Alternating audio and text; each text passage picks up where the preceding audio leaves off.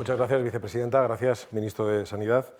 Esta tarde la lista de periodistas y medios que van a preguntar son Radio Nacional, El Boletín, Telecinco, Huffington Post, La Razón, Business Insider, Público, la Radio Pública Alemana, ARD y Catalunya Press. Les pedimos a cada uno de los compañeros que ya están preparados, la señal de imagen es buena, que tengan activados sus canales de sonido, también a nuestro equipo de realización, y vamos, por tanto, con la primera pregunta, Radio Nacional, y después intervendrá El Boletín. Adelante, Radio Nacional. Sí, hola, buenas tardes. Buenas tardes.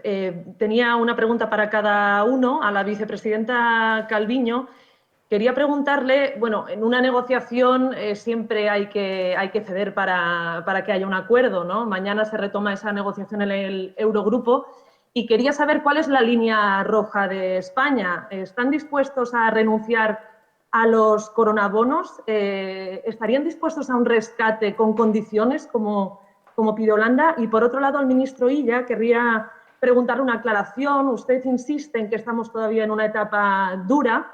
Esta mañana la ministra portavoz, María Jesús Montero, decía que a partir del día 26 de abril se iban a relajar escalonadamente, podríamos volver escalonadamente a la normalidad. Quería que nos aclarara eso, que seguro que está la gente interesada en saber cuándo podremos empezar a volver paulatinamente a la normalidad. Entiendo que usted rebaja expectativas y retrasa esa fecha. No sé si hasta tener ese estudio para hacer una fotografía de cómo está la pandemia en España. Muchas gracias. Sí, muchas gracias. España tiene una aproximación, como he dicho, muy clara y ambiciosa en este ámbito. Creemos que es preciso avanzar en mecanismos que faciliten la financiación, la liquidez a corto plazo, pero que eso no obsta para que trabajemos en paralelo en el establecimiento de los mecanismos necesarios para dar una respuesta europea común también en el medio plazo. Este segundo ámbito es el que se relaciona con la emisión conjunta de deuda, la emisión de eurobonos. Son distintos los mecanismos y las alternativas que se pueden poner sobre la mesa en este ámbito, pero creemos que es imprescindible que el trabajo se desarrolle en paralelo. Pero, como decía, esta ambición en el ámbito de la respuesta a medio plazo no tiene que impedirnos llegar a un acuerdo, avanzar lo antes posible en esta triple red de seguridad a corto plazo a la que me he referido en mi introducción, una red de seguridad para los gobiernos, para los estados, una red de seguridad para los trabajadores, una red de seguridad para las empresas, activando al máximo los instrumentos de los que ya disponemos.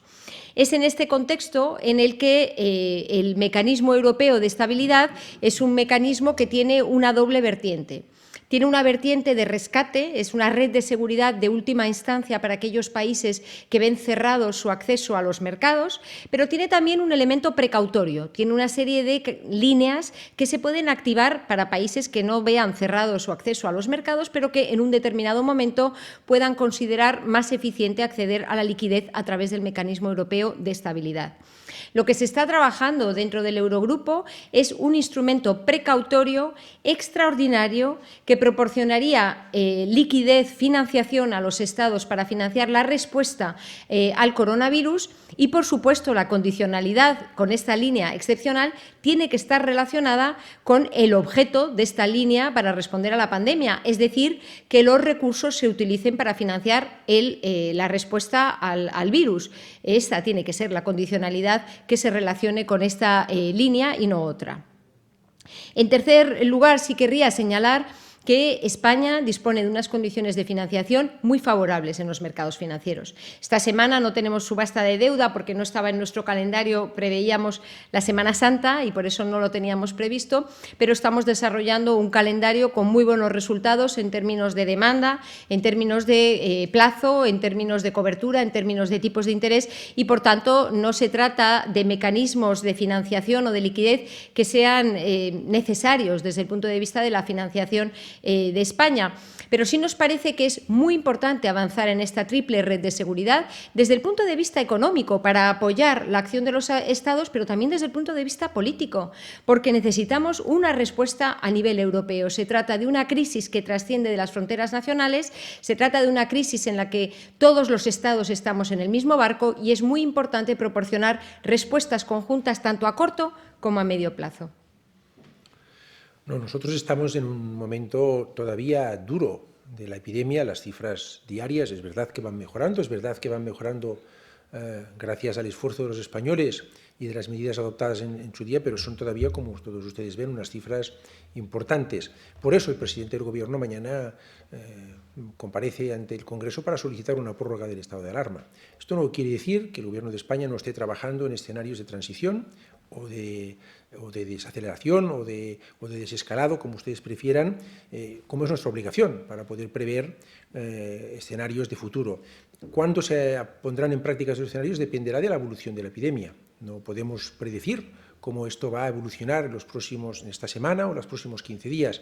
En ese sentido, tanto la ministra portavoz como yo mismo estamos diciendo exactamente lo mismo. Estamos en una fase complicada, por eso mañana, insisto, el presidente solicita una prórroga de 15 días del decreto de alarma, porque son necesarias todavía estas medidas, y prevemos escenarios futuros que el curso de la evolución de la epidemia nos indicará cuándo los podemos aplicar y, en fin, como siempre hemos dicho, nosotros tomamos las decisiones basadas en la evidencia científica disponible y en este caso haremos lo mismo.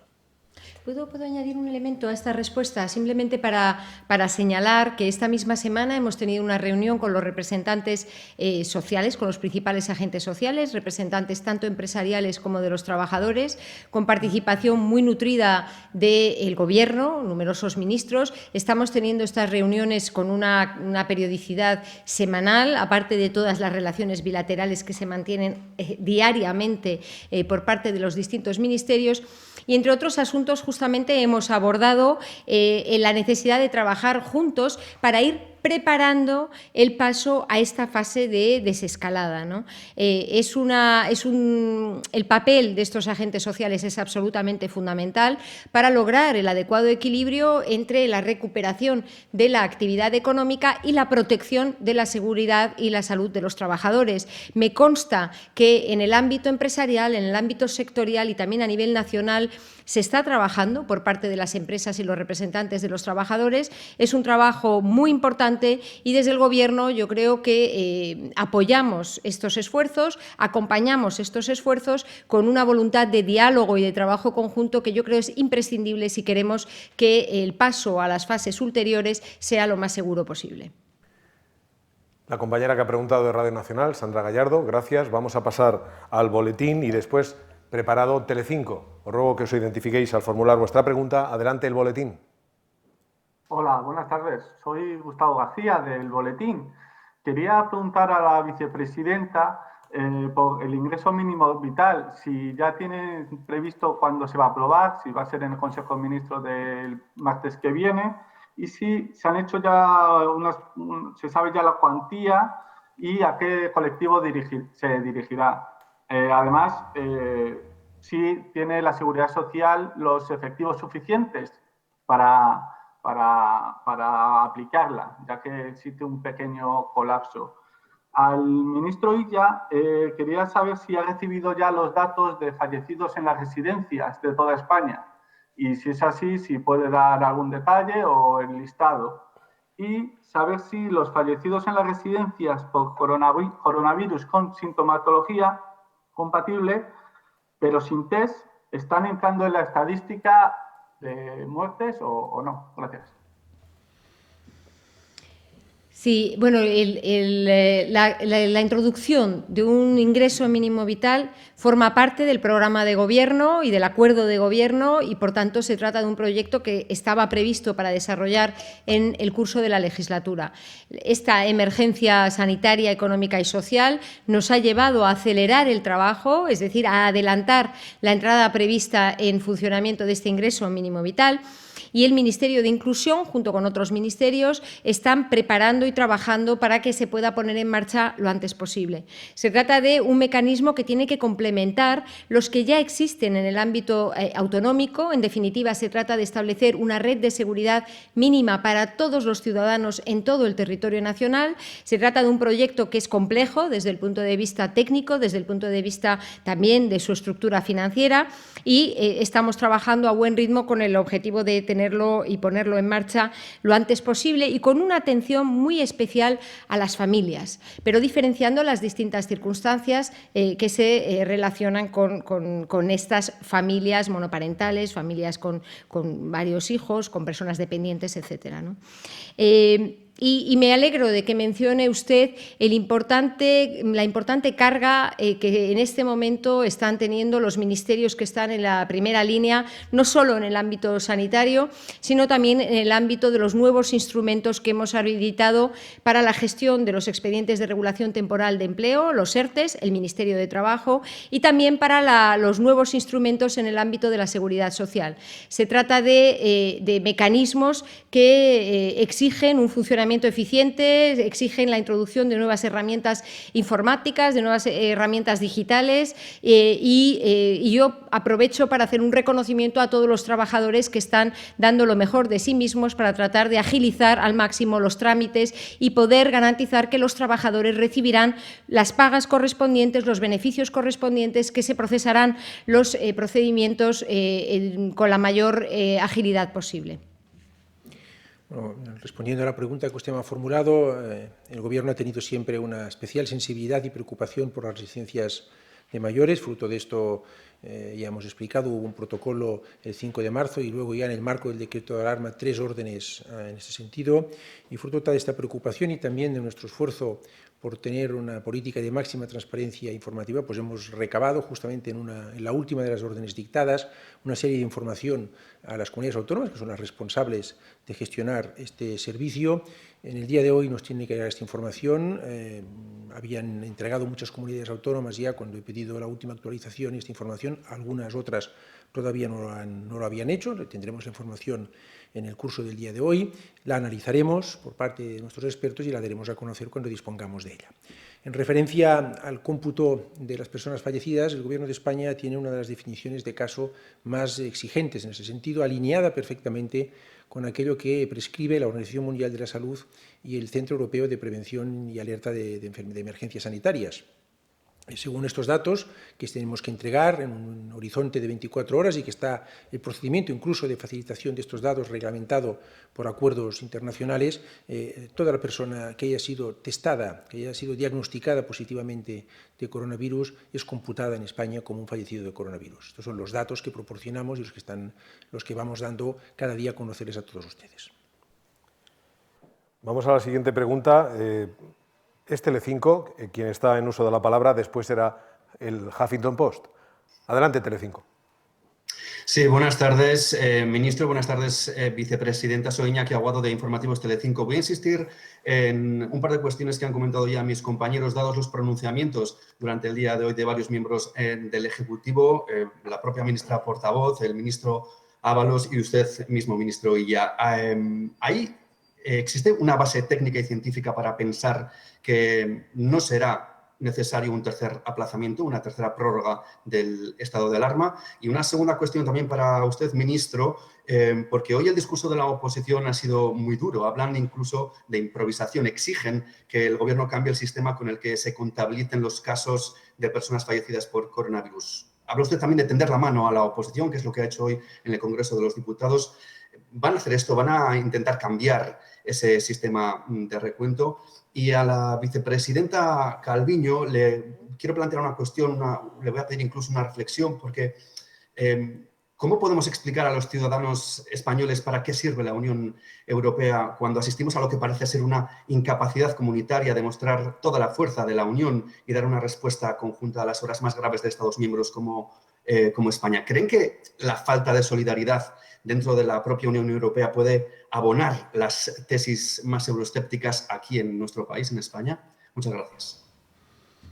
Bueno, pues contestando a las dos preguntas que usted me ha formulado a mí, en primer lugar, siempre hemos dicho que esta es una crisis dinámica, que hay muchos elementos todavía desconocidos de esta enfermedad y de cómo va a evolucionar la epidemia y, por tanto, no estamos hoy en condiciones de decir qué vamos a hacer el 26 de abril cuando finalice. Si mañana obtenemos la aprobación del Congreso de los Diputados y procedemos a una prórroga adicional, como la vamos a solicitar, del estado de alarma. Si se obtuviera, insisto, mañana, con el visto bueno del Congreso de los Diputados, tendríamos decreto de alarma hasta el día 26 de abril. ¿Qué haremos el 26 de abril? No lo sabemos. Vamos a ir viendo cómo evoluciona la epidemia, qué datos tenemos, y en función de esto y de la evidencia científica y de las proyecciones que hagan nuestros expertos, tomaremos las decisiones en cada momento. Ahora, el Gobierno tiene que necesariamente prever escenarios futuros y pensar que con seguridad habrá un momento en que tendremos que ir a una etapa de transición o de desescalamiento. Esto se producirá con seguridad. Ojalá sea el 26 de abril, no lo podemos decir hoy, puede que sea un poco más tarde, ya lo veremos. Cuando esto ocurra, el Gobierno tiene que tener preparados los escenarios, y eso es lo que estamos haciendo. Y esto es lo que venimos explicando y trasladando a la ciudadanía. Ahora, estamos todavía en una etapa complicada de la epidemia. Insisto, tenemos unos datos mucho mejores que los que teníamos. Empezamos el 14 de marzo con una media de 22% de incremento de casos notificados. Esta semana la empezamos con un 3% y hoy estamos en un 4%. Este progreso que se ha visto es debido a unas medidas adoptadas para el conjunto del territorio español y a un cumplimiento ejemplar de las mismas por parte de la ciudadanía. Vamos a ver cómo evolucionan los próximos 15 días y el Gobierno, en función de esto, tomará las decisiones que sea oportuno. En cuanto a la segunda cuestión, nosotros tenemos una de las definiciones más exigentes de caso en línea con lo que prescribe, insisto, la Organización Mundial de la Salud y las autoridades europeas. Y en base a esto proporcionamos la información para que tengamos datos homogéneos todos los países del mundo. El Gobierno de España ha hecho un ejercicio muy importante de transparencia, muy importante. Por eso hemos pedido datos adicionales que pondremos en manos de los expertos para que ellos los puedan analizar y los daremos a conocer en cuanto sean entregados y facilitados por las comunidades autónomas. Por tanto, nosotros estamos ya desde el principio en una definición de caso muy exigente, en un ánimo de máxima transparencia. Y yo, en fin, cada una de mis comparecencias en el Congreso de los Diputados, de la Comisión de Sanidad, entre otras cosas y entre otros análisis, he siempre reiterado, en nombre del Gobierno, una mano tendida al conjunto de la oposición, porque pensamos que es muy importante tener una unidad de acción en estos momentos. Sí, en este momento nos enfrentamos a un conjunto de retos de largo plazo, de corto plazo, que claramente trascienden de las fronteras nacionales. Se trata de retos de carácter global y, como mínimo, europeos, que exigen una respuesta, como mínimo, europea. Es evidente cuando estamos hablando, y siempre hablamos del cambio climático, de la digitalización, pero en este caso es evidente que para responder de forma eficaz contra la emergencia derivada del coronavirus, es imprescindible tomar decisiones y responder a nivel comunitario, desde el punto de vista de la lucha en el plano sanitario, pero también desde el punto de vista de la respuesta en el ámbito económico, social y, por supuesto, en el ámbito financiero al que me he referido. Por tanto, creo que es más claro que nunca, si cabe, que necesitamos actuar juntos en el ámbito europeo. En segundo lugar, esto no quiere decir que no tengamos que ser exigentes y determinados precisamente en buscar, contribuir, reclamar esa respuesta europea. Esto es lo que ha estado haciendo el Gobierno español desde el primer día. Y tengo que decir, y este es mi tercer comentario, que ya está rindiendo sus frutos esta actitud. Por darles un ejemplo, el Gobierno español ha venido defendiendo en los últimos, desde que llegamos al Gobierno, en los últimos 21 meses, la necesidad de crear un mecanismo de reaseguro europeo de desempleo. Después de muchos años creando redes de seguridad para las entidades financieras, creemos que es imprescindible crear redes de seguridad para las personas. ¿Y qué red de seguridad más importante que un reaseguro europeo de desempleo? Pues bien, hace una semana la Comisión Europea ha puesto sobre la mesa un proyecto de reglamento para crear un mecanismo que se llama SURE, que justamente trata de facilitar la liquidez, apoyar los mecanismos nacionales de seguro de desempleo y, en concreto, los mecanismos de gestión de corto plazo del empleo, como los expedientes de regulación temporal de empleo, los ERTEs, ¿no? Es decir, que gracias, en parte, modestamente, yo creo, a la contribución y las propuestas que ha ido haciendo el Gobierno español, ya está sobre la mesa un proyecto de reglamento. Vamos a trabajar intensamente en los próximos días, en las próximas semanas, para que este proyecto de reglamento se apruebe lo antes posible y, por tanto, que cuanto antes tengamos una red de seguridad, un apoyo por parte de la Unión Europea en este ámbito tan importante para nuestro país, como es el de tratar de minimizar el impacto negativo estructural sobre el empleo derivado de la emergencia del coronavirus. Pasamos el turno ahora al Huffington Post.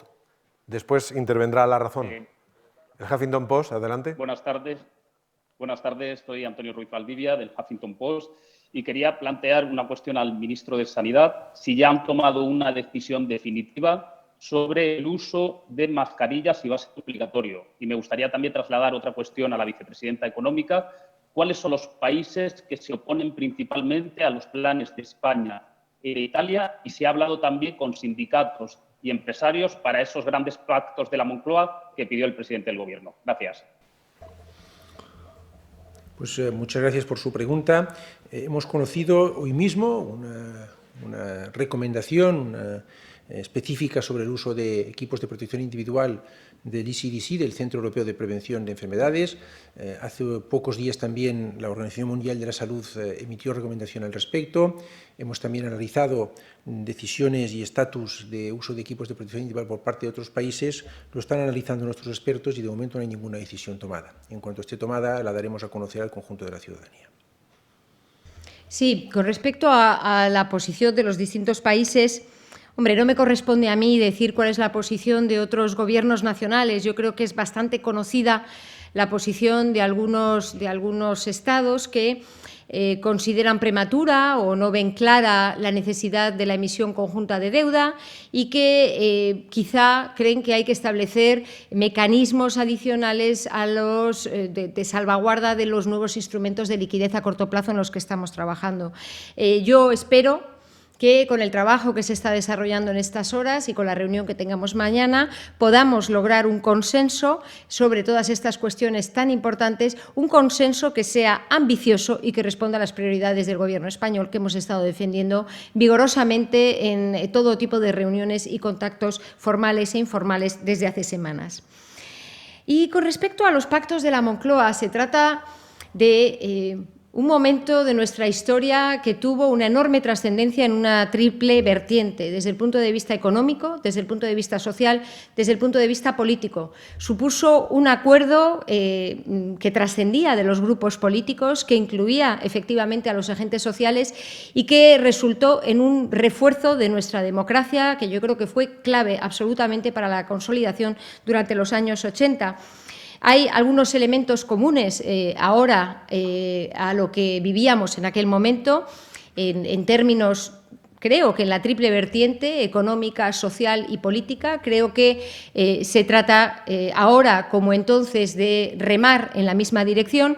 Y creo que ahora, como entonces, será imprescindible la participación no solo de los grupos políticos, también de los representantes sociales, incluyendo todo el conjunto, la panoplia de representantes de nuestra sociedad, que es rica, que es múltiple, que es diversa y que tiene que participar, que tiene que ser parte de este refuerzo de nuestra resiliencia, de nuestros mecanismos de actuación en esa triple vertiente a la que me he referido. Pregunta ahora La Razón y tras La Razón intervendrá Business Insider. Adelante, La Razón. Buenas tardes, a Ainhoa Martínez de La Razón. A la vicepresidenta Calviño quería preguntarle sobre la reactivación de la producción no esencial que se va a realizar a partir del lunes. No sé si nos puede detallar si esta se va a realizar en bloque de toda la producción que se paró o si se va a realizar por sectores. Y en tal caso, ¿cuáles serían esos sectores que empezarían a volver a la actividad? Y si el Gobierno está en condiciones de garantizar a esos trabajadores que vuelven al trabajo que lo van a hacer en condiciones óptimas de seguridad. No sé si se va a repartir algún tipo de medida de protección, como mascarillas, guantes, para evitar un nuevo pico de contagios. Y al ministro Illa le quería preguntar por el carné de inmunidad que se va a dar en Castilla y León. No sé si Sanidad aprueba este mecanismo para aquellos ciudadanos que hayan superado el COVID-19 y si están pensando en implantarlo también a nivel nacional. Gracias. Sí, bueno, el ministro Illa ya ha detallado cuáles son las previsiones que tenemos para el lunes después de Semana Santa. En principio, lo que volveremos es a la situación previa a las medidas de refuerzo y de reducción de la movilidad de los trabajadores, en particular mediante la creación de este permiso retribuido recuperable en determinados sectores que no se habían considerado esenciales dentro del Real Decreto del estado de alarma. Eso es lo que tendremos como punto de partida y tendremos, como ha dicho muy bien el ministro, que ir viendo cómo va desarrollándose la situación en el plano sanitario para poder ir tomando decisiones a partir de ese momento y ver cuándo se puede empezar con la fase de desescalada. En este sentido, como he dicho anteriormente, creo que los agentes sociales, las empresas, los trabajadores juegan un papel absolutamente fundamental para asegurarnos de que la recuperación de la actividad económica se hace con las máximas garantías para la seguridad y la salud de los trabajadores. Hay acuerdos a nivel de empresa, hay recomendaciones a nivel sectorial, hay guías que han sido realizadas por los distintos ministerios en colaboración, en cooperación, tras un diálogo intenso con los representantes sectoriales, es decir, que son múltiples los instrumentos en los que me consta se está trabajando para garantizar que la vuelta al trabajo en aquellas actividades que pueden haber estado más ralentizadas durante este periodo excepcional sea con una máxima protección de los trabajadores. Gracias. Por lo que respecta a su pregunta, la respuesta es muy clara. No estamos contemplando en estos momentos ninguna de estas medidas.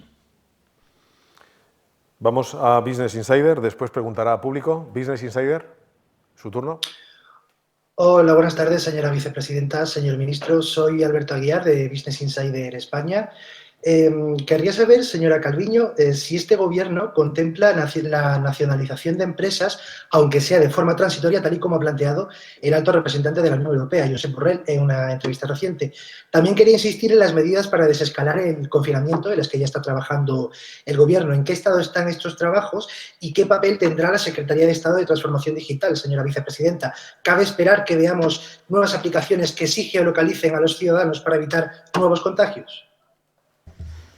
Sí, con respecto a su primera pregunta, es cierto que en algunos países europeos han visto la necesidad de nacionalizar o tomar participaciones en el capital de las compañías. Nosotros hemos abordado una aproximación que se centra en la garantía de liquidez para las empresas, con esta línea de avales de hasta 100.000 millones de euros para asegurarnos de que se protege al máximo la solvencia de las entidades, que ninguna tiene que parar su actividad o salir del mercado debido a la falta de liquidez, además de un conjunto muy amplio de otras medidas que en los 3 paquetes económicos y sociales que hemos adoptado, que han ido acompañando las distintas fases de respuesta en el ámbito sanitario, como decía, en estos paquetes hemos arbitrado un conjunto muy amplio de medidas que van desde las moratorias en el pago de impuestos, pagos de la seguridad social, en las cuotas hipotecarias, etcétera, todo ello orientado precisamente a facilitar la liquidez y que no nos encontremos con o que minimicemos el riesgo de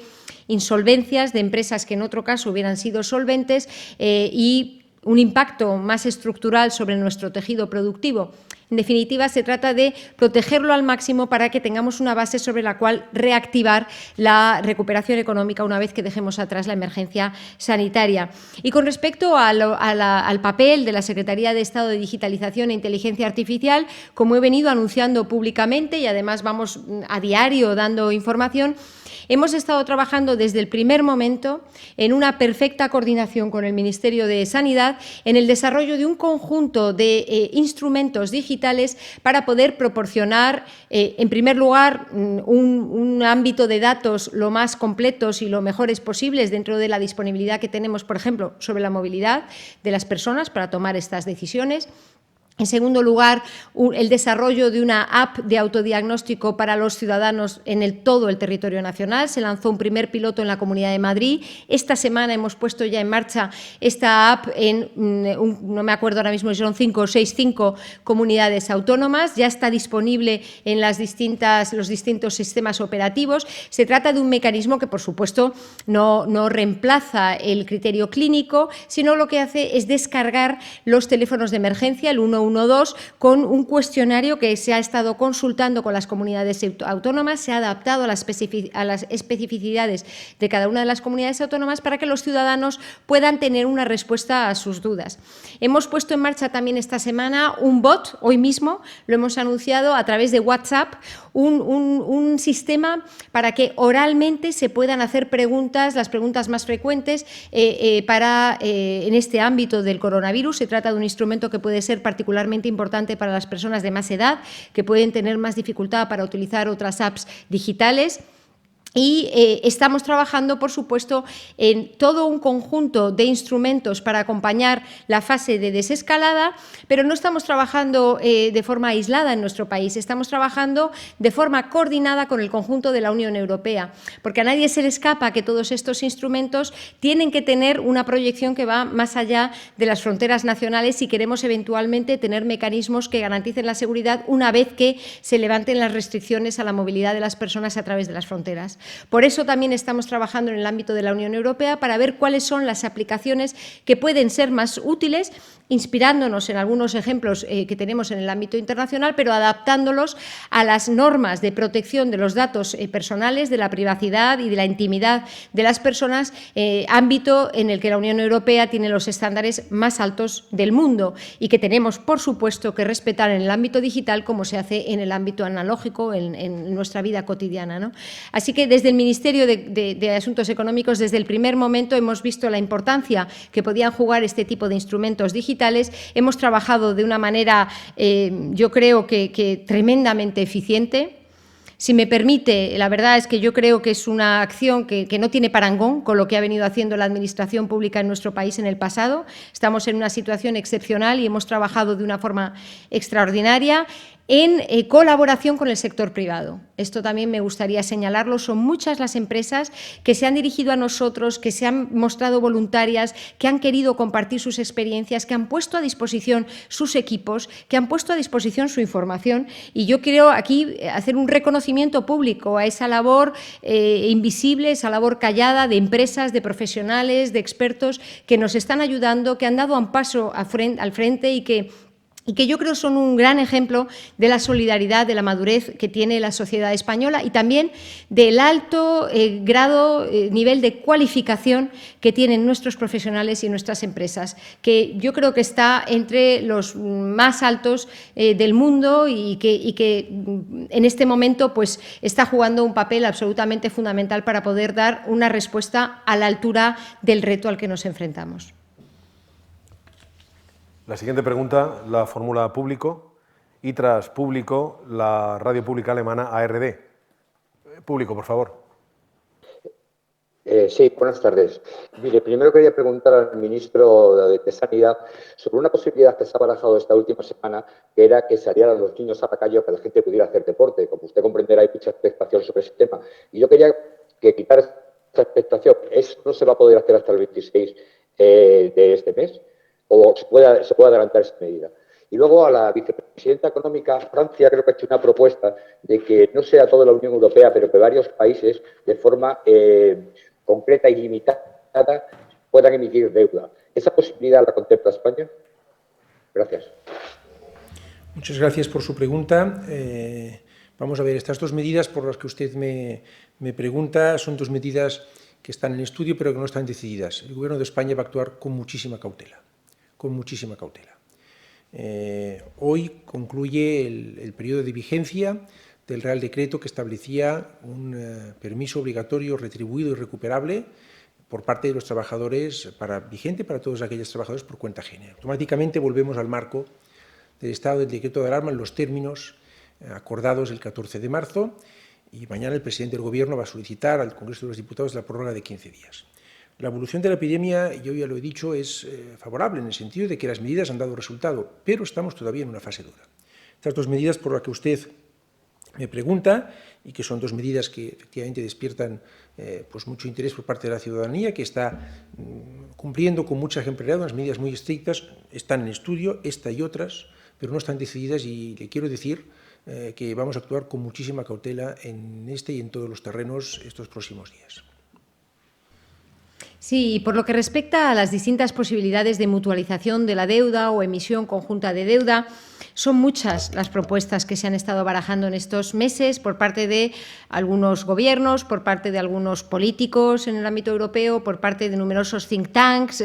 Yo creo que no hay organismo que se encargue de temas europeos que no tenga su propuesta de eurobonos o de mutualización de la deuda, etcétera, ¿no? Lo que hemos hecho en el Gobierno es trabajar, explorar, analizar cada una de estas propuestas y estamos trabajando de forma constructiva con las instituciones y con el resto de nuestros socios para aterrizarlas, para convertir estas propuestas en una propuesta concreta, que pueda ser viable, que pueda ser efectiva, que tenga un impacto claro desde el punto de vista de financiar ese plan de recuperación económica que va a ser imprescindible para que Europa recupere el tono después de esta situación excepcional desde el punto de vista económico y social y por supuesto, teniendo también en cuenta cuál sería el impacto de cada una de estas opciones sobre nuestro déficit y nuestra deuda pública a nivel nacional. Estamos trabajando con distintas opciones. estamos abiertos a distintas alternativas y participando en numerosos debates y trabajos con el fin de que, como decía, en paralelo a toda esta red de seguridad y de financiación a corto plazo, avancemos lo antes posible en el ámbito de una verdadera respuesta europea para la financiación a medio plazo de ese plan de inversiones, de ese plan de recuperación económica que va a ser imprescindible en los próximos meses. Turno ahora para la Radio Pública Alemana ARD y concluiremos el turno de preguntas con Catalunya Press. Adelante, ARD. Hola, gracias ministro, gracias vicepresidenta y primero perdón por no haber puesto mi apellido en la pantalla, es Bachmeier, soy Natalia Bachmeier. Primero, vicepresidenta, quisiera saber cómo valora usted el comportamiento del gobierno alemán a este punto, en este momento. ¿Ha cambiado la actitud un poco, quizás? ¿Nota usted esto en comparación, por ejemplo, con la actitud del gobierno neerlandés? Y una pregunta al ministro. ¿Le preocupa el ligero repunte de números en este momento tan tarde después del comienzo del confinamiento?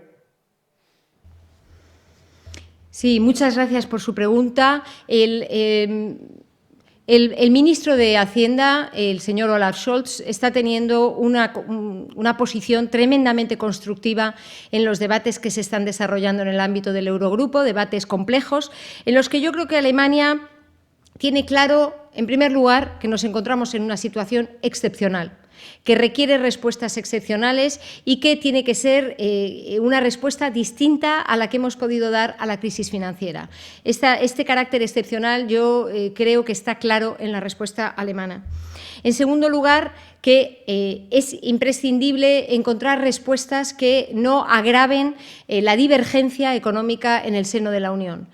Hay algunos países, como Alemania, que pueden disponer de recursos financieros para dar una respuesta decidida y de estímulo económico, pero tenemos que buscar mecanismos que nos permitan esa recuperación económica en el conjunto de la Unión. Estamos todos en el mismo barco y tenemos que encontrar una solución conjunta. Y, en tercer lugar, tengo que decir que el ministro Scholz ha apoyado también el mecanismo de reaseguro de desempleo propuesto por la Comisión Europea como una base de trabajo y, por tanto, yo aprecio también en el Gobierno alemán una sensibilidad no solo desde el punto de vista económico, sino también desde el punto de vista social, que creo que es imprescindible si queremos reforzar los lazos que unen a los países europeos y no salir de esta crisis más débiles y más divididos. Gracias. Por lo que respecta a la pregunta que me ha formulado, nosotros analizamos día a día con mucha prudencia los datos que vamos recibiendo. Hemos ido aprendiendo que son normales los repuntes diarios que hay y los datos también hay que mirarlos y este análisis es el que nos recomiendan los técnicos con una cierta perspectiva y vamos viendo que si cogemos una perspectiva temporal un poco más mayor, desde que se inició el decreto de alarma el 14 de marzo, vemos que los datos muestran una tendencia clara, 22% de media de incremento de casos. Esta semana empezamos con un 3%, hemos estado en un 4%, por tanto, pensamos que la tendencia es clara, una tendencia que confirma esta ralentización, que es el objetivo que nos habíamos fijado esta semana. Ya he dicho que los datos siguen siendo unos datos que indican que estamos en una fase de haber alcanzado el pico, pero que tenemos que doblegar la curva y esto todavía no lo hemos conseguido y, por tanto, las oscilaciones semanales no nos preocupan, las seguimos con mucho interés, miramos las tendencias semanales y somos conscientes de que estamos todavía, como he ido diciendo, en una etapa complicada y dura del combate contra esta epidemia. Vamos a concluir con Catalunya Press. Catalunya Press, adelante. Hola, buenas tardes. Purificació González, Catalunya Press. Ministro Illa, esta semana COCARMI, la entidad que aglutina al mundo de la discapacidad en Cataluña, ha hecho una petición para que evolucione el protocolo de atención sanitaria, incorporando la visión del mundo de la discapacidad en su práctica. ¿Tienen ustedes intención de incorporar esta visión para la mejora de la atención en la sanidad al mundo de la discapacidad? Por otra parte, ministra Calviño, se habla poco de uno de los sectores más importantes de este país, que es el tercer sector. ¿Puede indicarnos si ustedes han mantenido conversaciones para incorporar medidas coordinadas, por ejemplo, con grandes organizaciones como ONCE, para hacer lo que usted anunciaba en su intervención de hoy, esa gran red de seguridad que proteja a este sector, que también es motor de la economía de este país? Gracias. Bueno, muchas gracias por su... Ay, perdón, perdona, me he lanzado, favor, porque es que agradezco mucho su pregunta, porque creo que el sector de los cuidados es absolutamente fundamental. Es absolutamente fundamental para nuestra sociedad, para nuestro estado del bienestar en una situación normal, pero aún más en esta situación extraordinaria en la que nos encontramos. Y miraba así al ministro porque esta tarde hemos estado en otra reunión hablando de otras cuestiones y precisamente yo he mencionado la importancia de atender también a la seguridad de los trabajadores del tercer sector y del ámbito de los cuidados en particular, y de hecho, dentro de la reunión que tuvimos con los agentes sociales, la ministra de Trabajo está poniendo en marcha un trabajo, justamente, un grupo para ver cuáles serían los protocolos adecuados para proteger adecuadamente la seguridad y la salud de los trabajadores en este ámbito tan importante para todos nosotros.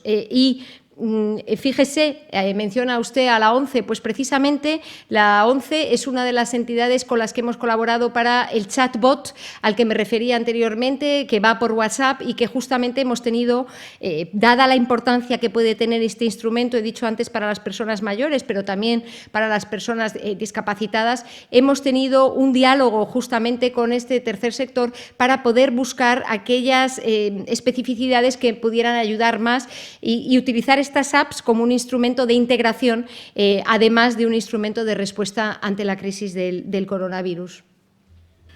Muchas gracias. Los protocolos, los muchos protocolos que hemos ido elaborando están siempre en proceso de revisión permanente, se elaboran en foros técnicos de distintas comisiones de la Comisión Interterritorial del Sistema Nacional de Salud, y como indicado están en periodo de revisión permanente, constantemente los estamos enriqueciendo y sin duda vamos a tomar en consideración las aportaciones que usted me menciona que ha hecho COCARMI.